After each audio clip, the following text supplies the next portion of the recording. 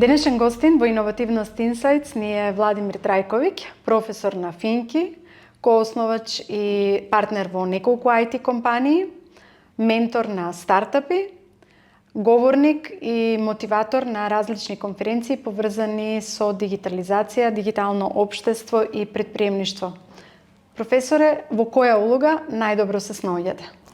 Искрено тие некако се надополнуваат и мислам дека всушност тоа е една иста улога, тоа е да се даде ветер во грб на млади луѓе кои што сакаат да направат нешто различно во својот живот. Колку такви млади луѓе има во земјава? Колку од вашите студенти се мотивирани да направат разлика? Тоа е добро прашање и одговорот е така не баш многу јасен. Има многу кои што посакуваат, малку помалку кои што можат, ама релативно мал број кои што успеваат. И затоа има многу причини. Сега, ако сакате, можеме да ги дискутираме. Па може да предискутираме малку околу тоа како младите да ги направиме помотивирани да ги направат промените кои што насушно ни се потребни. Јас некако почнувам дека тие треба ако сакаат да влезат во водите на претприемништво, да решат некаков проблем. И мислам дека главна мака е што решаваат проблеми кои што се некако многу ограничени, кои што се многу мали, кои што се многу локални. И најверојатно за да успееме да имаме поуспешни такви претприемачки приказни кај младите, прво треба да ги научиме дека живеат во едно големо село, глобално село, дека планетата, поготово со дигиталните технологии, не е толку голема како што била во минатото и затоа треба да проба да решаат таков тип на проблеми наместо некакви локални проблеми кои што не се од голем интерес и кои што баш и не можат лесно да скалираат или да се продадат во светски рамки, а со тоа да направат некаков импакт. Јас гледам дека поготово кога станува збор за млади претприемачи, за студенти, имаат проблем да излезат од околината, од сопствената кожа, од своите микро проблеми и да пробаат да размислуваат на малце поголем начин, така да кажем, можеби тоа прав збор. Дали ова е случај со младите во другите земји или малку е некако балканска мана, да речам? Дефинитивно размислувањето е секаде слично, секаде истите дури идеи се вртат, не знам, кои што главно се сведуваат на некаков маркетплейс, не знам, на македонски немам убав термин за тоа, и кои што се некако тешки за реализација, немаат бизнес сенс, има еден куп регулативи кои што треба да бидат задоволени, за да воопшто станат реалност, ама нашите млади и балканските млади некако изгледа ги мрзи да влезат подлабоко во проблемот.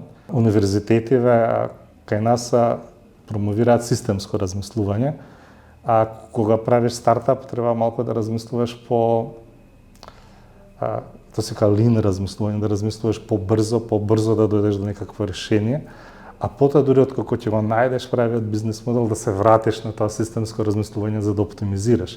Во инженерскиве струки гледам дека сите прават некако премногу инженерство на проблемот, пробуваат да најдат идеално решение и додека го најдат трошат прво многу енергија и потоа ќе добијат некое решение кое што можеби пазарот не го бара или за кое што можеби нема прави муштери. Не недостига малку да се фокусираме на нешто што ќе не носи квалитет кој што не е лесно копирлив. Например, индустрија на длабоки технологии, нешто јас не гледам толку многу решенија поврзани со вештачка интелигенција, поврзани со нови материјали, поврзани со примена на ИКТ во некакви, не знам, медицински гранки, во, не знам, анализа на можеби на генетски секвенции или на микробиоми, зашто тоа се области каде што може да направиме исчекор, пошто целиот свет сега прави исчекори.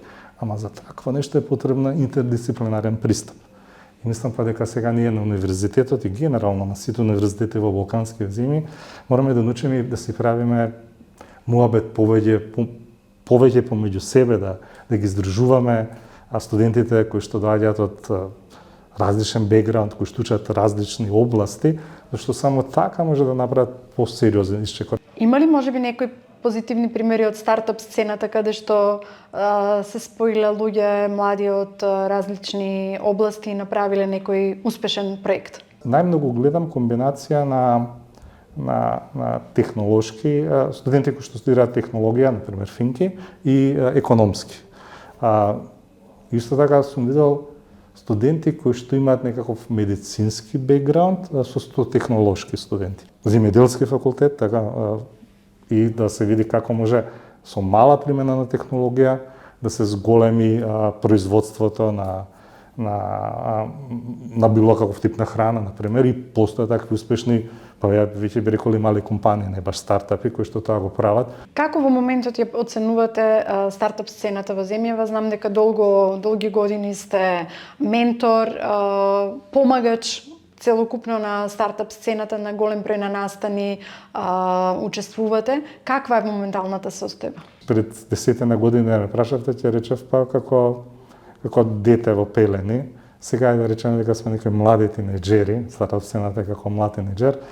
Он има желби, ама има храброст, ама не сум сигурен дека има баш доволна количина на капацитет, на знаење, тие своји желби да ги направи во стварност. Главната мака, па барем во балканските земји, е дека ние не ја почитуваме на изјава која што не знам, во некои развиени стартап култури ствариме како, не знам, скоро како религиозна, тоа е standing on the shoulders of giants. Не учиме од грешките на другите, него сите сакаме да декларираме дека сме први, по прв пат, дека ние го направивме ова, ние го направивме тоа, и да учиме преку тоа од сопствените грешки и сопствените неуспеси. Ако го гледаме развојот на стартап заедницата во различни региони како трка, ние идеме напред, ама за жал останатите кои што учат на туѓите грешки идат многу побрзо од нас.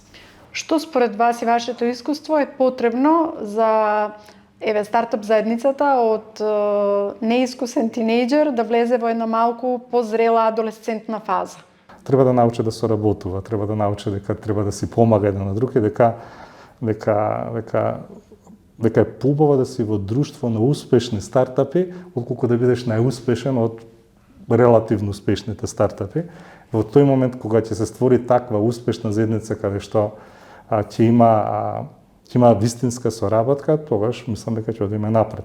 Оно што второ е карактеристично, пак не само за македонска или за балканскава стартап заедница, секаде, ако сакате и во Германија, во неразвиени, во делови од источна Германија каде што се појавуваат сега вакви движења, кога се во некоја ваква фаза стално има некои, јас ги викам како лешинари. Тие се некои институции, некои дејци во стартап заедницата кои што гледаат нешто да ушиќарат, да искористат. Сега кога ќе успееме тие да ги надминеме, тие да се филтрираат, тогаш најверојатно ќе застанеме на некакви здрави носи.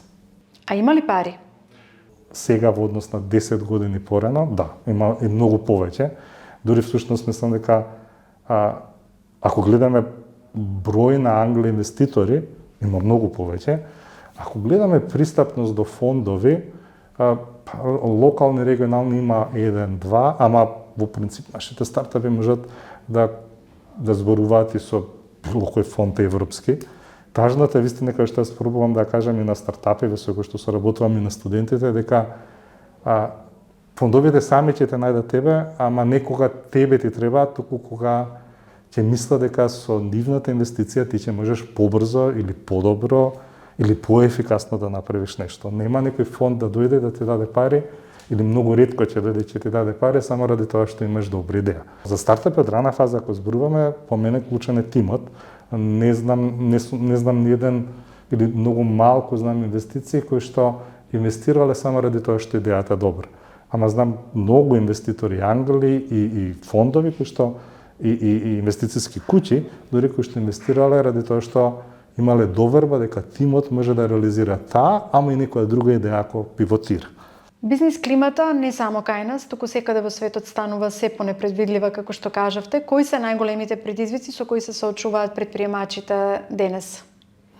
Па некој ќе рече, но е типичен одговор на прашање, пристап до средства. Јас би рекол дека правиот одговор е пристап до креативни идеи кои што може да решат глобални проблеми. И вмрежување на луѓе кои што делат такви креативни идеи. Пак треба да сватиме дека не живееме во гето, дека не живееме во една држава, дека не живееме во еден регион, дека ние можеме да се жалиме дека имаме вакви такви маки, дека на другите им е полесно, ама еве кој ќе отидат таму, ќе сватат дека и ти имаат некои други маки и дека не треба да се жалиме, туку треба да работиме, да се охрабриме и наместо да кукаме што не чини и што чини, да видиме дали можеме да најдеме решение на проблеми. Кој е советот или советите кои што им ги давате на младите предприемачи, а кои што и студентите, а кои што не може да ги прочитаат во учебник? Дека нема единствен најдобар пат. Јас работам со многу стартапи, дел од нив се многу успешни. И јас сум имал некакви стартапи, компании кои што исто така биле многу успешни. И мојата можеби среќа е што сум имал повеќе од една таква, или сум бил инволвиран во повеќе од една успешна компанија.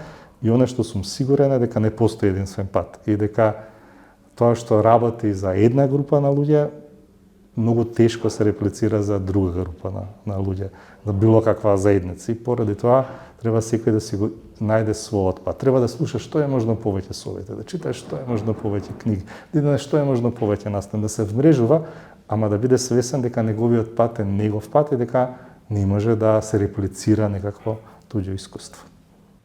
Професор, ви благодарам многу. Ме беше задоволство.